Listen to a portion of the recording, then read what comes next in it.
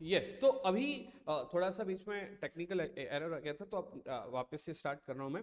तो जो इकोनॉमिक, जब अपन चार्ट की बात कर रहे हैं अभी, ठीक है, तो जो चार्ट है उसमें क्या बोल रहे हैं, इकोनॉमिक्स में इकोनॉमिक प्रॉब्लम होती है। अब आप बात करें इकोनॉमिक प्रॉब्लम की, तो इकोनॉमिक प्रॉब्लम में सबसे पहले होती है दो अलग अलग चीजें होती है। एक तो होती है वांट्स, ठीक है, और एक होता है रिसोर्सेस।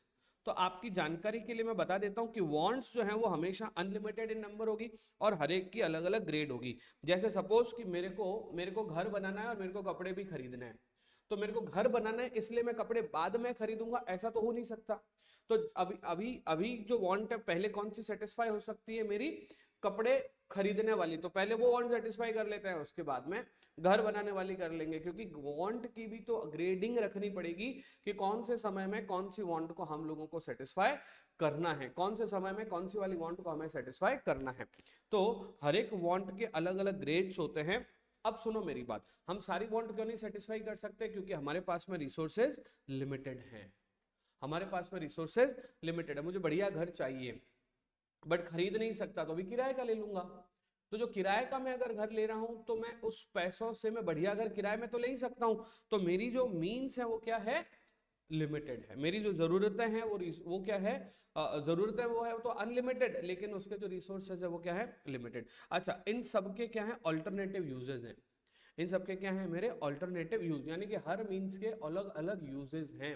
ऑल्टरनेट यानी कि अलग अलग यूजेस हैं। अब सुनो मेरी बात, जैसे सपोज करो इलेक्ट्रिसिटी गवर्नमेंट हमें दे रहा है, ठीक है। आपकी जानकारी के लिए मैं बता देता हूं, इलेक्ट्रिसिटी जो एक रिसोर्सेज है वो लिमिटेड है, ठीक है। बहुत सारी इलेक्ट्रिसिटी हमारे पास में स्टोर करके नहीं रखी हुई है, इलेक्ट्रिसिटी बनती है और आगे जाती है।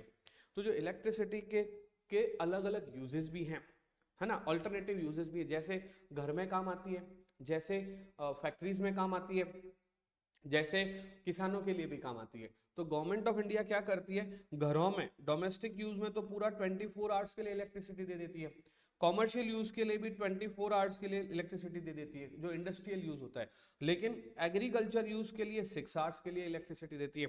अब मान लीजिए कि ये 6 आवर्स की बजाय अगर ये 8 आवर्स के लिए इलेक्ट्रिसिटी देना शुरू कर दे तो, या 8 आवर्स की बजाय ये 12 आवर्स के लिए इलेक्ट्रिसिटी देना शुरू कर दे, तो उनको यहां कटौती करनी पड़ेगी, है ना। डोमेस्टिक में कटौती करनी पड़ेगी, कॉमर्शियल में कटौती करनी पड़ेगी। अब अगर डोमेस्टिक और कॉमर्शियल में अगर कटौती करनी पड़े, डोमेस्टिक या कॉमर्शियल में कटौती करनी पड़े, तो जनता रोड पे आ जाएगी कि यार बिना इलेक्ट्रिसिटी हम कैसे जिएंगे।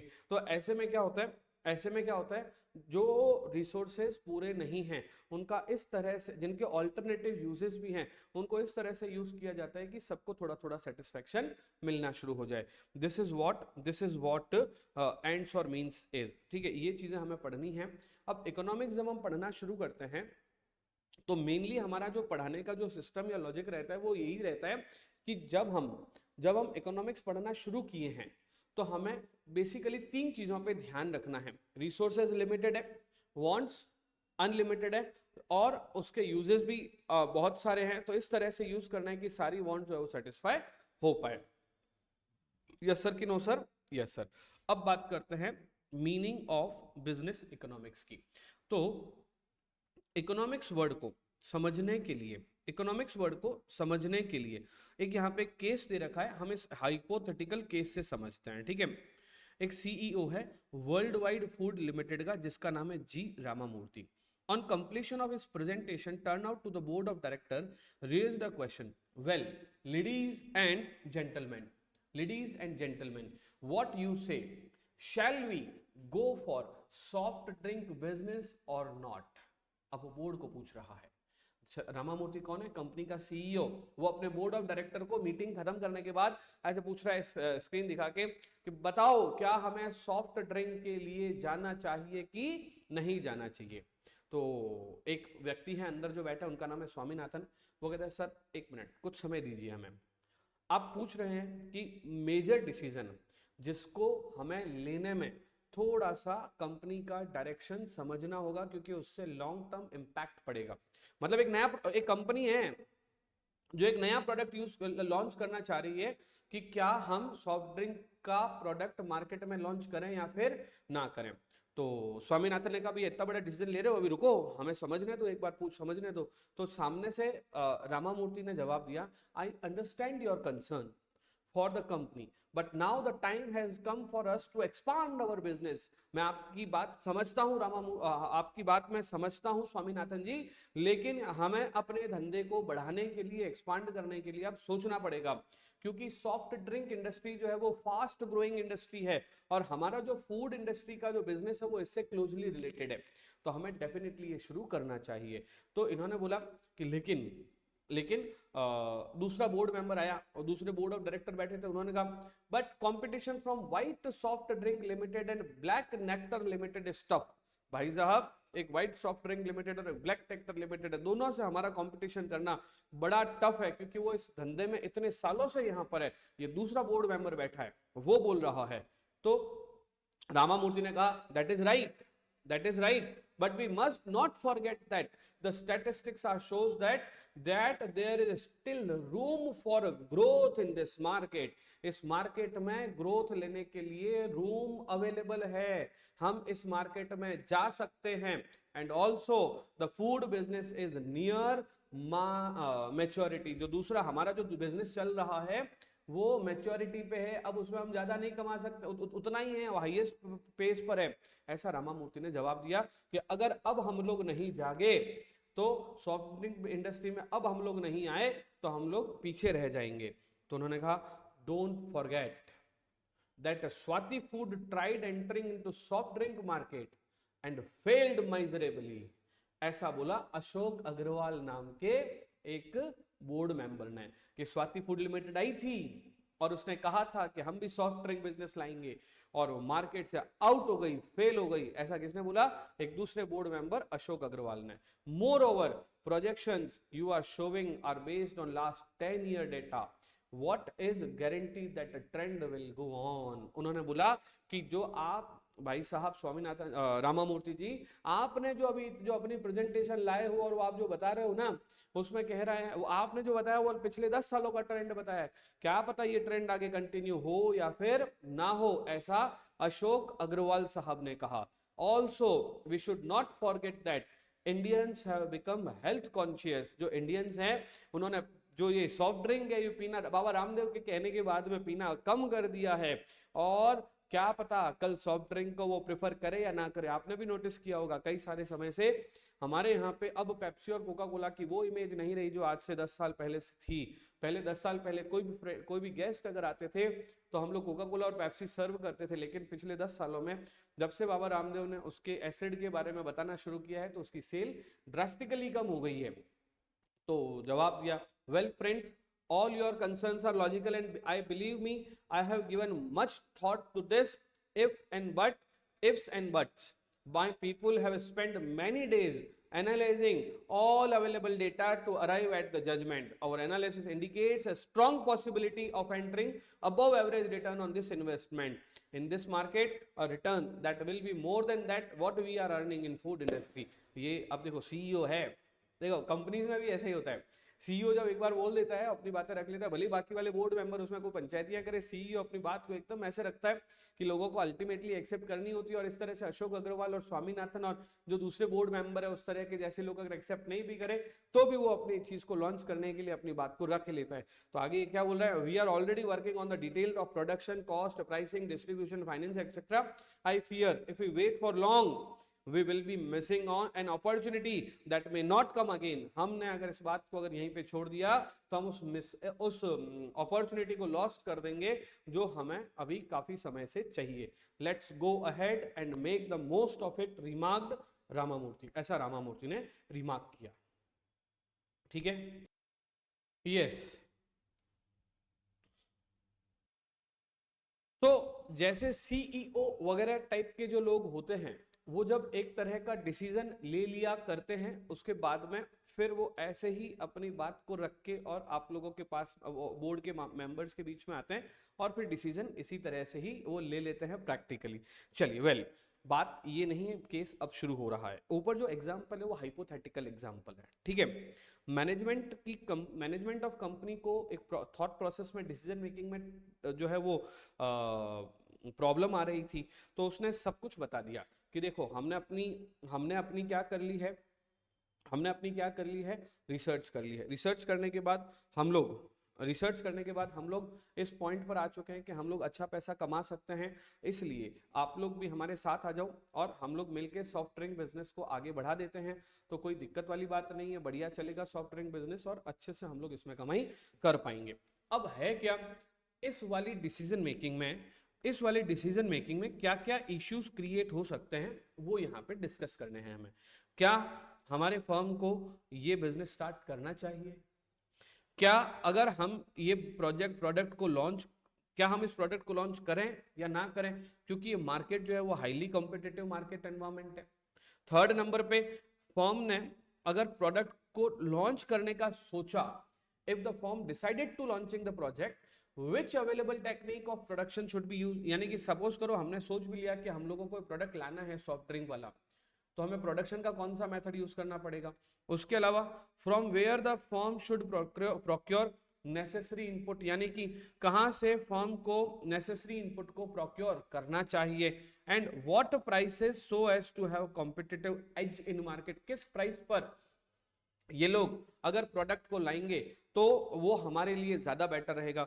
क्या फर्म को ये कंपोनेंट खुद बनाना चाहिए या फिर मार्केट से बाय करना चाहिए, फर्म कितना आउटपुट लेवल, ऑप्टिमम लेवल इस पे स्पेंड करे ताकि हमारी फर्म की सेल थोड़ी अच्छी हो पाए। ठीक है, how will the product be placed in the market, which consumer segment we focus and how to improve our customer experience, यानी कि हम कौन से वाले प्रोडक्ट मार्केट में आए, हमारा कस्टमर एक्सपीरियंस किस तरह का रहना चाहिए। मतलब कि ओवरऑल देखा जाए तो हमें ये समझना होगा या ये सोचना होगा कि हमारा फोकस कहाँ पे होना चाहिए, हमारे कस्टमर सेगमेंट कौन से होंगे, हमारा कस्टमर का सिनेरियो कौन सा होगा। मतलब कि all in all we have to take decision on these kind of topics, means to say कि हमें अपना कस्टमर एक्सपीरियंस कैसे बढ़ाना है, हमें कौन से कस्टमर सेगमेंट की तरफ ध्यान में रखना है, हमें कौन सा प्रोडक्ट मार्केट में कब लॉन्च करना है, अगर लॉन्च कर दिया तो उसकी मार्केटिंग स्ट्रेटेजी हमारी क्या रहेगी, है ना, मार्केटिंग का बजट क्या रहेगा, और रिस्क और अनसर्टेनिटीज जो इन्वॉल्व है उससे हम कैसे कॉम्बैट कर पाएंगे, जो रिस्क और अनसर्टेनिटीज जो हमारी है उससे हम कैसे लड़ पाएंगे, कैसे झगड़ पाएंगे। All these are our decision making process, और इस डिसीजन मेकिंग प्रोसेस को फॉलो करने के लिए, पूरी तरह से सेटल करने के लिए जो सब्जेक्ट काम आता है उस सब्जेक्ट का नाम है business economics. Means business economics एक ऐसा सब्जेक्ट है जो कि इस तरह के थियोरेटिकल कॉन्सेप्ट को, टेक्निक्स कौन सी, प्रोडक्शन की टेक्निक कौन सी यूज में लेनी है ना, कौन से कॉस्ट पर प्रोडक्ट को निकालना है, क्या हमारी प्रॉफिट स्ट्रेटेजी रहेगी, ये सब चीजें जो है ना बिजनेस इकोनॉमिक्स और मैनेजरियल इकोनॉमिक्स का पार्ट है। राइट, तो बिजनेस इकोनॉमिक्स हम कैसे सीखने वाले हैं, तो आइए हम लोग सबसे पहले सीखते हैं व्हाट इज बिजनेस इकोनॉमिक्स। हमारा जो टॉपिक शुरू होता है कहां से शुरू होता है, व्हाट इज बिजनेस इकोनॉमिक्स। तो बिजनेस इकोनॉमिक्स आपको सिखाता है कि इकोनॉमिक एनालिसिस को, आई रिपीट, किसको, इकोनॉमिक एनालिसिस को बिजनेस डिसीजन में कैसे यूज किया जाए।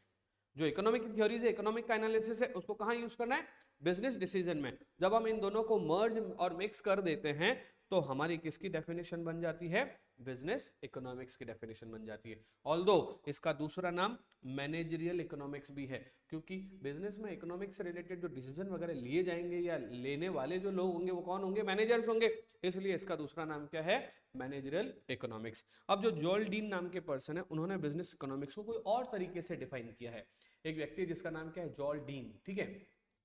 अब क्या है, अलग जॉल डीन क्या बोलता है, समझना कि अलग अलग टाइप की इकोनॉमिक्स थियरी होती है, इकोनॉमिक एनालिसिस होता है, उसको बिजनेस पॉलिसी को, इकोनॉमिक एनालिसिस को बिजनेस पॉलिसी में कैसे यूज किया जाए। तो ये कौन सिखा रहा है, जॉल डीन। क्या बोल रहा है कि बिजनेस इकोनॉमिक्स को कहां यूज किया जाएगा, इकोनॉमिक एनालिसिस को बिजनेस इकोनॉमिक्स में, बिजनेस में यूज करना बिजनेस इकोनॉमिक्स है। राइट, उसके अलावा इसने और क्या बोला है कि इसमें अप्लाइड इकोनॉमिक्स भी आती है।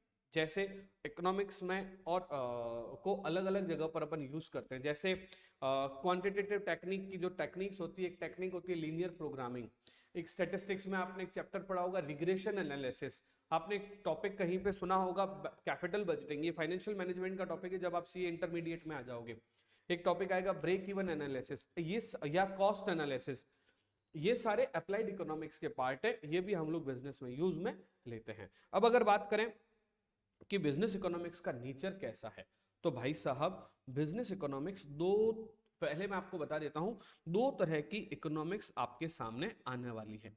पहली आने वाली है माइक्रो इकोनॉमिक्स और दूसरी आने वाली है मैक्रो इकोनॉमिक्स। जैसा कि हमने पिछले लेक्चर्स में भी कहीं ना कहीं डिस्कशन किया होगा कि इकोनॉमिक्स का वो पार्ट जो डील करता है इंडिविजुअल एनालिसिस में, यानी कि इंडिविजुअल डिमांड, इंडिविजुअल सप्लाई, ठीक है, इंडिविजुअल कंज्यूमर का बिहेवियर, ठीक है, इंडिविजुअल कंज्यूमर का बिहेवियर, ठीक है, या फिर इंडिविजुअल मार्केट की बात करें तो ये जो सारी चीजें, मार्केट को भी यहां से हटा देते हैं, या कॉस्ट ऑफ द प्रोडक्शन, या फिर दूसरा कहें तो प्रोडक्शन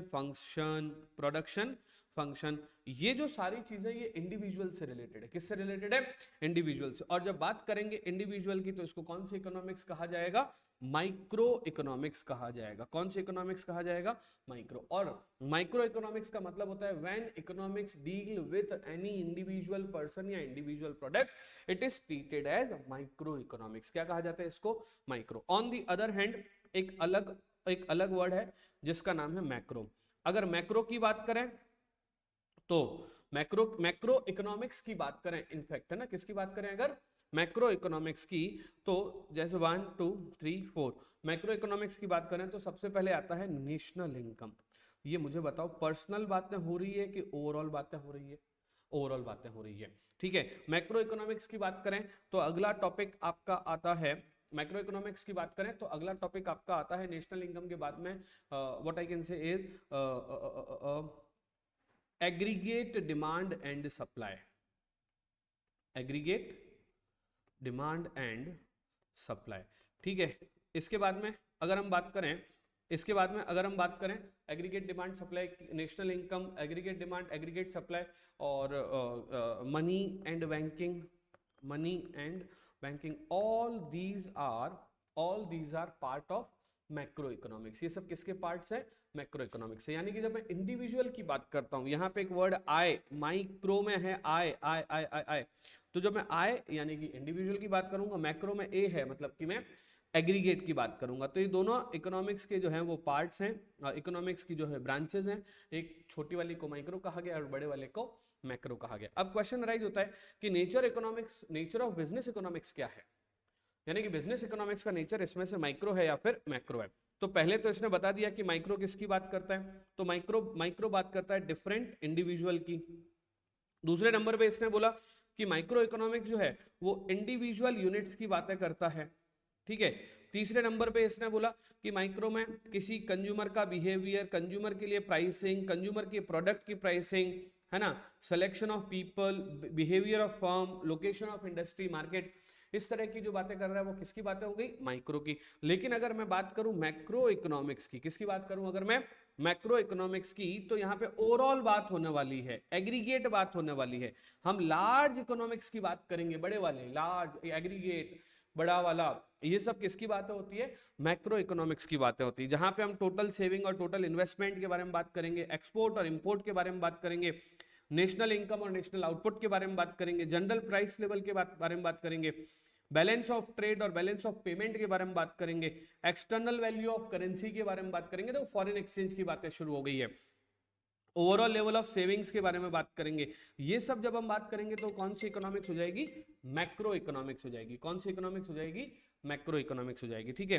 अब अगर हम बात करें नेचर ऑफ बिजनेस इकोनॉमिक्स की, किसकी बात करें तो नेचर ऑफ बिजनेस इकोनॉमिक्स की, है ना।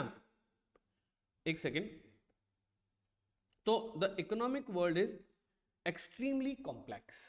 जो हमारा इकोनॉमिक वर्ल्ड है ये एक्चुअली बहुत कॉम्प्लेक्स वर्ड है, ठीक है। तो क्योंकि बड़ा कॉम्प्लेक्स वर्ड है तो इसको समझने में भी हमें थोड़ी सी थोड़ा सा क्या बोलते हैं इसको, जोर आएगा। तो आपको समझना होगा कि बिजनेस इकोनॉमिक्स का बेसिक नेचर क्या है। तो सबसे पहले तो मैं बता देता हूं कि बिजनेस इकोनॉमिक्स एक साइंस है और ये बेस्ड ऑन माइक्रो इकोनॉमिक्स है। भाई साहब, अब पहली बात तो ये कि सर ये साइंस क्यों है? पता है साइंस क्या होता है? साइंस होती है एक सिस्टमैटिक बॉडी ऑफ लैंग्वेज होती है, नॉलेज होती है, ठीक है, जहां पे cause and effect relationship maintain होने वाले हैं। कौन से रिलेशनशिप मेंटेन होने वाले हैं? Cause and effect relationship maintain होने वाले हैं।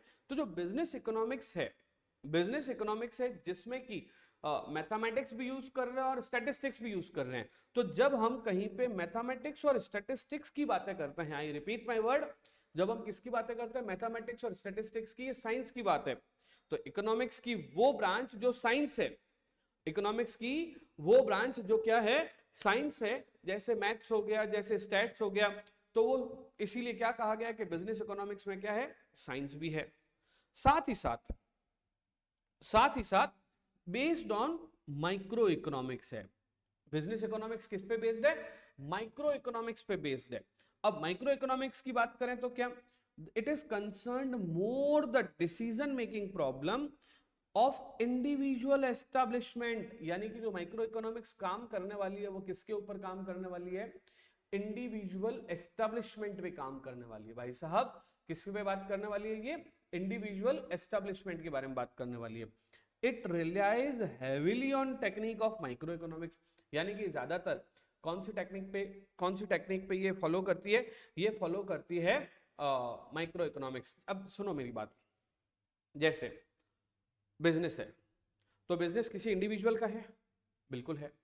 वो बिजनेस वाला उसमें सप्लाई कर रहा है? बिल्कुल कर रहा है। पहली बात, बिजनेस किसका है? इंडिविजुअल का। वो क्या कर रहा है? सप्लाई कर रहा है। किसको सप्लाई कर रहा है? जिन लोगों ने डिमांड करी है। तो उसको करने के लिए उसको उसकी प्रोडक्शन भी करनी पड़ेगी, उसकी कॉस्ट भी देखनी पड़ेगी। तो सारी बात हमने इंडिविजुअल की करी ना, इसीलिए business economics is a part of based on micro economics, right? हाँ, इसके अंदर मैक्रो इकोनॉमिक्स के कुछ एलिमेंट्स तो होते ही हैं, लेकिन majorly it is dependent on micro economics. अब बात करेंगे अपन कि साहब मैक्रो एनालिसिस के इसमें कौन कौन से फैक्टर्स होते हैं। तो समझना, it is affected by the external environment of economy. अब सुनो मेरी बात, मैक्रो क्या होता है? जैसे सपोज कीजिए कि गवर्नमेंट ने किसी प्रोडक्ट पे टैक्स रेट बढ़ा दी, तो बाय डिफॉल्ट है कि हम उससे अफेक्ट तो होंगे ही, है ना? जैसे ट्रैक्टर के ऊपर जीएसटी था 5%, गवर्नमेंट ने उसको बढ़ाकर 12% कर दिया था। तो सीधा सीधा ट्रैक्टर जो पहले 5 लाख का आता था वो 5,35,000 का आएगा, क्योंकि 7% से उसकी रेट बढ़ गई। तो हम लोग मैक्रो एनालिसिस यानी कि गवर्नमेंट के बिहेवियर से बिजनेस पे फर्क तो पड़ा ही। तो इन्होंने कहा है कि बिजनेस इकोनॉमिक्स ऑल्दो है तो माइक्रो, लेकिन मैक्रो से भी इसके ऊपर फर्क पड़ता है, ठीक है? साथ ही साथ जैसे general price level, income and employment level in the economy and government policy with respect of taxation, interest rate, exchange rate, industry, prices, distribution, wages and regulation of monopoly, ये सब किसके पार्ट है? मैक्रो इकोनॉमिक्स के part है, ठीक है? साथ ही साथ ये भी कहा गया है कि बिजनेस इकोनॉमिक्स एक आर्ट भी है। अब मेरी बात सुनो, हम लोग क्या समझ रहे थे? Nature of business economics. तो सबसे पहले क्या बोला? क्या ये साइंस है? हाँ, ये साइंस है। दूसरे नंबर पे, क्या इसमें मैक्रो एनालिसिस के फैक्टर्स हैं? हाँ, इसमें मैक्रो एनालिसिस के फैक्टर हैं। क्या ये आर्ट है? हाँ, ये आर्ट भी है, ठीक है? आर्ट क्यों है? क्योंकि यहाँ पे सेट ऑफ प्रिंसिपल है ना? सेट ऑफ प्रिंसिपल्स है, यानी कि जिसको हम बोलते हैं एजम्पशंस वाले। अगर आपने ये अज्यूम किया तो ये ऐसा होगा, that is called as art, ठीक है? उसके अलावा यहाँ पे मार्केट और प्राइवेट एंटरप्राइजेस की थियरी भी फॉलो होती है। तो इन अगला नेचर क्या है? जो मार्केट या प्राइवेट एंटरप्राइजेस हैं उनकी थियरी भी बिजनेस इकोनॉमिक्स में एप्लीकेबल होती है। अगला है ये प्रैग्मेटिक इन अप्रोच है। प्रैग्मेटिक का मतलब क्या होता है?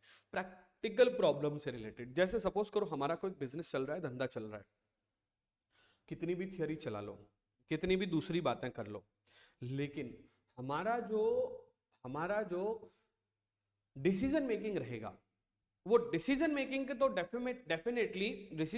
डेफिनेटली प्रैक्टिकल प्रॉब्लम के हिसाब से रहेगा।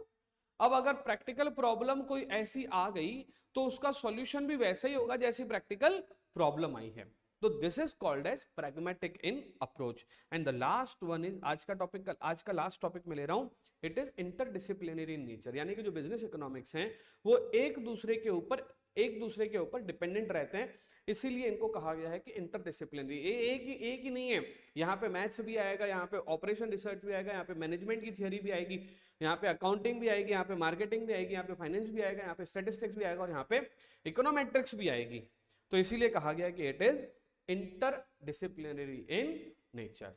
अगला टॉपिक शुरू होगा नॉर्मेटिव नेचर। ये मैं एक अलग से टॉपिक लेके इसको पढ़ाऊंगा।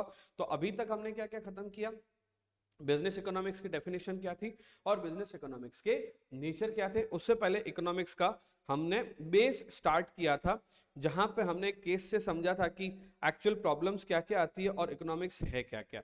तो nature and scope of business economics का कुछ पार्ट हमने शुरू किया है। अगले लेक्चर में हम इसके आगे वाला पार्ट स्टार्ट करेंगे। Thank you so much.